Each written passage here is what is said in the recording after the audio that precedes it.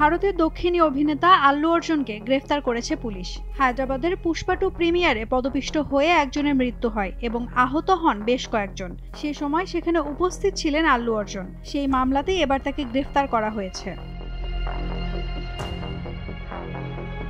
শুক্রবার হায়দ্রাবাদের চিক্কাথপল্লী থানার পুলিশ তাকে গ্রেফতার করে। এ খবর প্রকাশ্যে আসতেই তোলপাড় শুরু হয়ে যায় ভারতের সিনে দুনিয়ায়।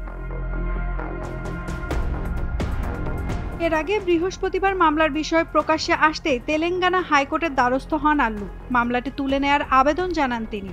যদিও আবেদনে 24 ঘন্টা পেরোনোর আগেই তাকে শুক্রবার গ্রেফতার করা হয়। গ্রেফতারের আগে আল্লু অর্জুন জানিয়েছিলেন মর্মান্তিক এই ঘটনার জন্য তিনি দায়ী নন। ফলে তার বিরুদ্ধে পুলিশ যে মামলা দায়ের করেছে তা তুলে নেওয়া হোক। তবে এ ঘটনায় অভিনেত্রী রাশ্মিকা মান্দানার বিরুদ্ধে কোনো অভিযোগ দায়ের করেনি পুলিশ।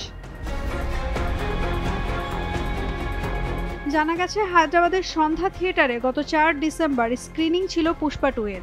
সেখানে ছবির সঙ্গীত পরিচালকের সঙ্গে উপস্থিত হয়েছিলেন আল্লু অর্জুন। প্রিয় অভিনেতাকে এক ঝলক দেখতে ওই হলে মাত্রাতিরিক্ত ভিড় হয়। আল্লু অর্জুনকে এক ঝলক দেখতে বাঁধভাঙা উত্তেজনায় ভক্তদের মধ্যে হুড়োহুড়ি পড়ে যায়। দেখতে দেখতে পরিস্থিতি নিয়ন্ত্রণের বাইরে চলে যায়। হুড়োহুড়ির মধ্যে ওই থিয়েটারে রেফতি নামে এক নারী পদপিষ্ট হন। গুরুতর আহত অবস্থায় রেফতিকে হাসপাতালে নিলে চিকিৎসক তাকে মৃত ঘোষণা করেন।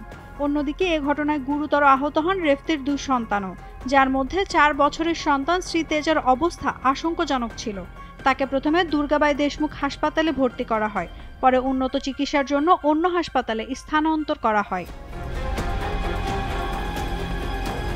রেফতির পরিবারের প্রতি সমবেদনা জানানোর পাশাপাশি 25 লাখ টাকা দিয়ে সাহায্য করার কথা ঘোষণা করেন অভিনেতা আল্লু অর্জুন।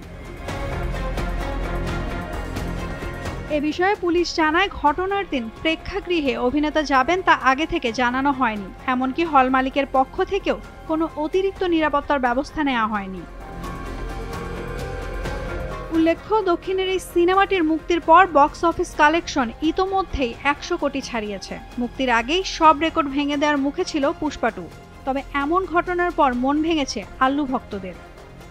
নাওমিন Nasrin, Daily Sun.